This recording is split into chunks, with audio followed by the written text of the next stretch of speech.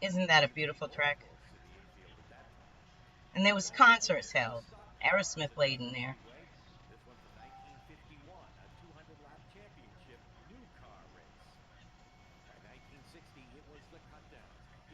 Cut downs, they call them cut downs. That's the beginning of modifieds, guys.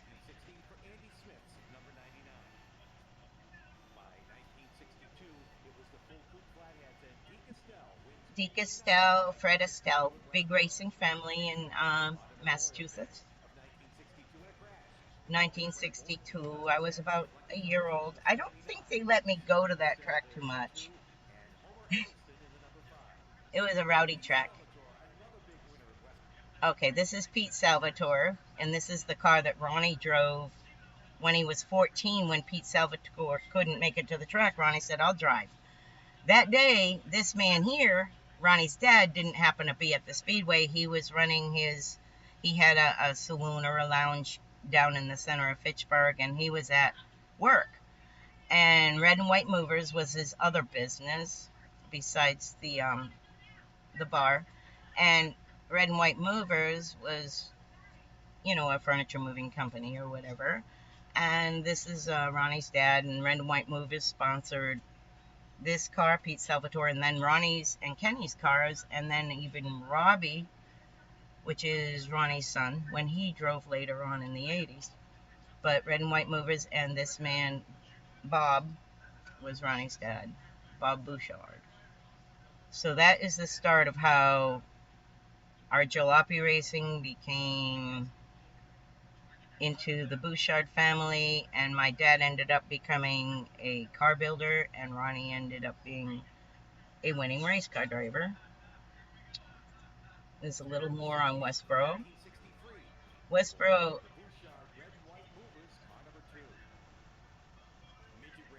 midget racing was very, very popular. I liked the Badgers.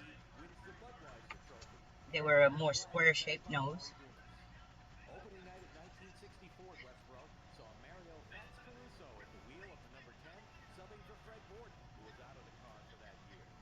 Okay, we'll go back to that. This man here is Mario Fats Caruso. I ended up meeting his nephew, and we got married. We had a son, and that is Christopher.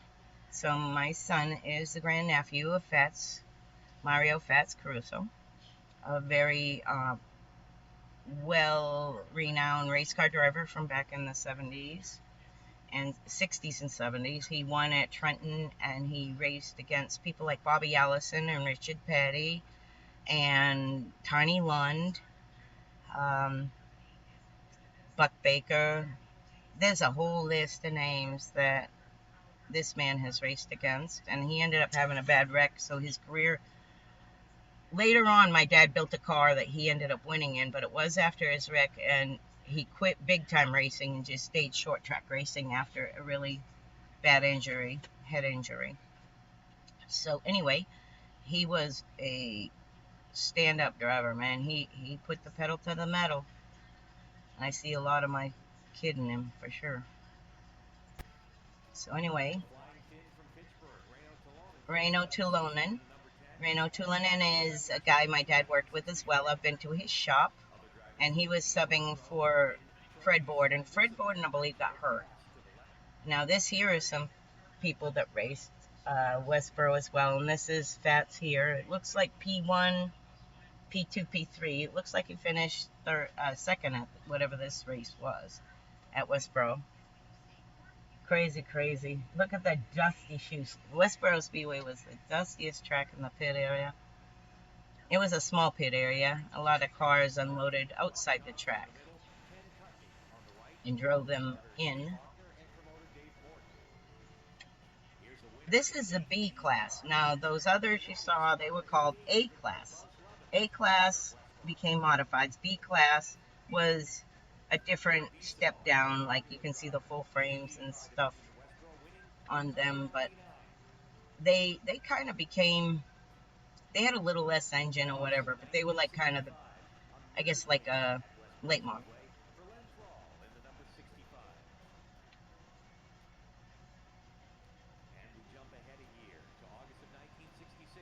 1966. I was 5.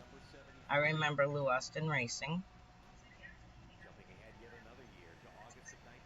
67. Now at 1967, 68, 69, 70, 71, 71, we ended up heading after this year to Seekonk Speedway and won four championships at that racetrack.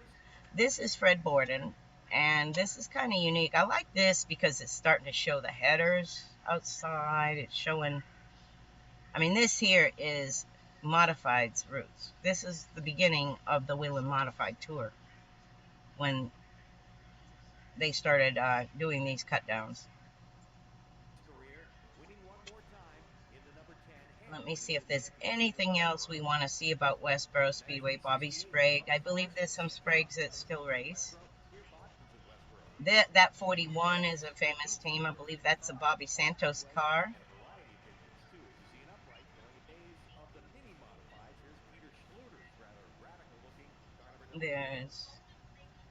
We're seeing, all right, check this out. These starting to look like modern day modifieds. Here is Fats Caruso right here. I believe my dad reworked this car a couple years later. This is Joe Howard, who is still floating around and racing today. You'll catch him at tracks. All the racing people from New England were great people. Let's see what we could check out some of the racing at this track. George Savory was a favored driver. He was tough at Westboro. He was one of the Westboro well-known drivers. Let's check this part out here.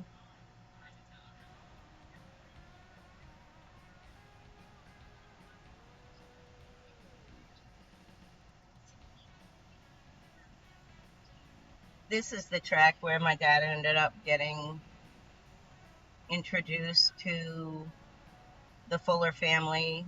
Jeff Fuller came and visited the house when he was about 14 years old. I was about 12. I'll remember that very well. We became good friends. The family became good friends with the Fullers through the years. My dad ended up working for Jeff Fuller's team at ST Motorsports, which is Ted Guestchecker's team racing today for Stenhouse. It's the same team. My dad ended up being a crew chief for Jeff Fuller in his second year at ST. He helped Steve Plattenberg the first year. I believe, well, Steve Plattenberg might have been enlisted as the crew chief. I'm not sure. But my dad had chassis control and stuff like that of the building. And my dad really got into building Penske shocks in the mid-80s, 90s. In the 90s, I'd say. I've been at this pit gate so many times. My best memories are getting out of work about 9 o'clock at night, missing all the heats and everything, but driving that 45-minute ride as quick as I could to get to this track. By then, the ticket booth was closed. We weren't waiting in line. We just walk in and see the features for free and see my racing buddies. And I just like to be around people that know about race cars. And it's weird. I know I'm a girl. It's just the way it is. Girls and cars.